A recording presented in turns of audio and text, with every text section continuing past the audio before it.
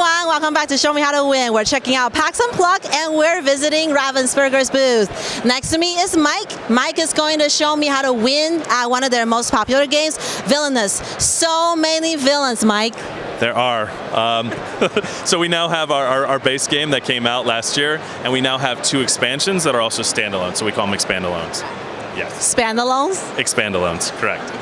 Yes. So I played the base game a while ago because it came out and it was available pretty much everywhere. Correct. And my husband is a big Disney fan, so we definitely played the first one. So what are some of the most popular characters in the first one?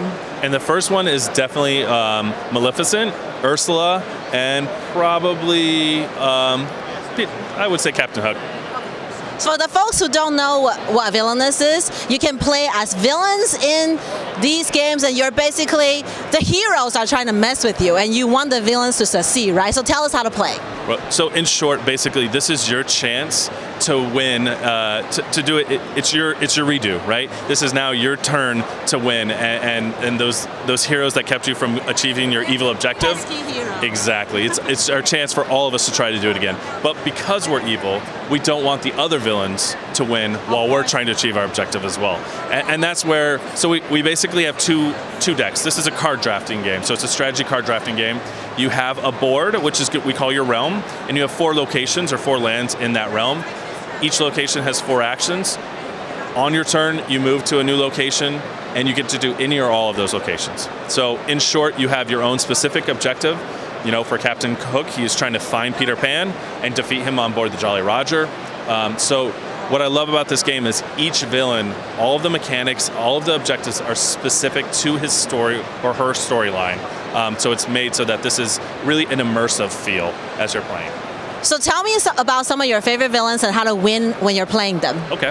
One of my favorites is Maleficent, and her win objective is to start her turn and have cursed all of the land. So she's trying to play curses in each of the 4 lands. She has a lot of really cool things. She can use the Raven. She has other allies that will help her achieve her evil goals. And because she's just being wronged. Exactly. That's right. Yeah. So what are some of the things that we got to pay attention to when we're playing Maleficent? I think when you're playing all of the characters, my advice is make sure you're getting power. You need power to play cards. Make sure, the Raven is a key card, because what that card does is allows you to move and do one action from an adjacent or another board. So you're effectively getting 5 actions a turn, and that's really powerful, being everyone else is getting 4. So that's the key for winning with Maleficent, in my opinion. Do you have another favorite character from the base game? I like the Queen of Hearts as well. The Queen of Hearts can be seen as a little bit easy. She's trying to play her guards and turn them into wickets so she can play an epic game of croquet. And she's kind of a sneaky character because people don't realize what she's doing, and she can play multiple cards, and she can get a lot of guards out in a single turn. So she sneaks up on people. Cool. All right, so let's talk about the expansions, the expandables, right? Expandables, correct. So we had the first one, Wicked to the Core, came out earlier this year in the spring, the purple box, that came with the Evil Queen from Snow White, Hades, which is a huge fan favorite, and also Dr. Facilier from The Princess and the Frog.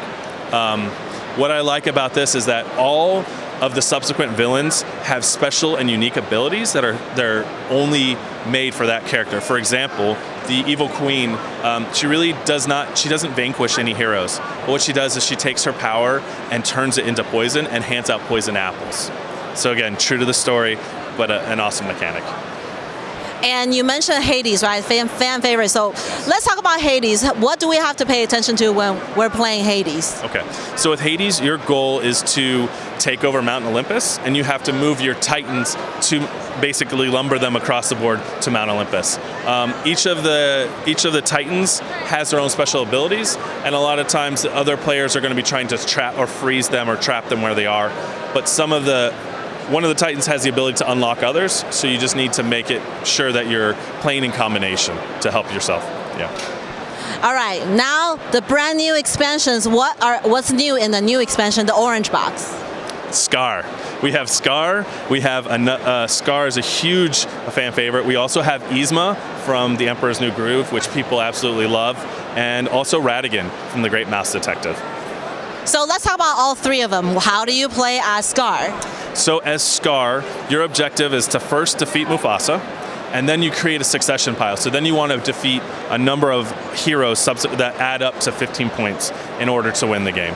And as Scar, what we're doing is you're building a hyena army, and as you get more and more hyenas onto the board, their numbers and their strength grows. So you're just trying to just pile them up so that they can overwhelm all the heroes. Is there a powerful card for Scar that we should pay attention to, like strategy-wise? What's a good strategy for Scar? Good question. I think one of the strategies I use with Scar is you want to be especially evil. So one of the ways you can do that is use your fate a lot. So antagonize a lot of the other villains so that they are more likely to do it back to you, which will pull more and more heroes out of your deck sooner, which helps advance your endgame objective. Interesting. So you actually want to make yourself a target in this case? You can. It's a certain strategy for certain hero or villains. Yeah. What about ESMA? ESMA's awesome. So while all the other villains have a single fate deck, she actually has 4 separate fate decks. And what she's doing is she is searching her fate decks to try and find Kuzco, the Emperor, right? And what she needs to have Kronk defeat Kuzco. And there's a battle going on in which Kronk starts out as her ally, but he can turn into a hero as well. So there's this push and pull of good and evil of where Kronk will end up. And if Kronk is a good guy, he can't defeat Kuzco. So there's a really, again, it's perfect for the movie. And if you love it, you'll love this. Do you have a strategy tip for ESMA? I'd have to say the giant lever. Everyone will know what it is. Pull that, do that very often. So.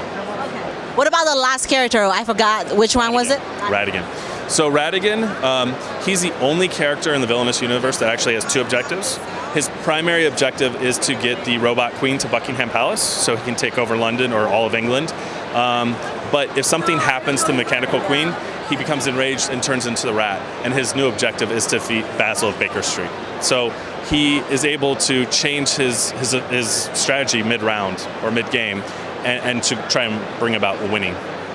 So what would you say the strategy is? Because this character is kind of different, right? Would you say try to do the first strategy, first objective, or actually make it so that the second objective is plan for the second objectives? You know, I think it depends on your deck. If Basil of Baker Street comes out early and you don't have the Robot Queen yet, then maybe you change how you're going to play. But I would agree. You're going to try and advance. You're going to try and start the Queen out and move her towards Buckingham Palace. But if something bad happens, you're ready to turn on a dime.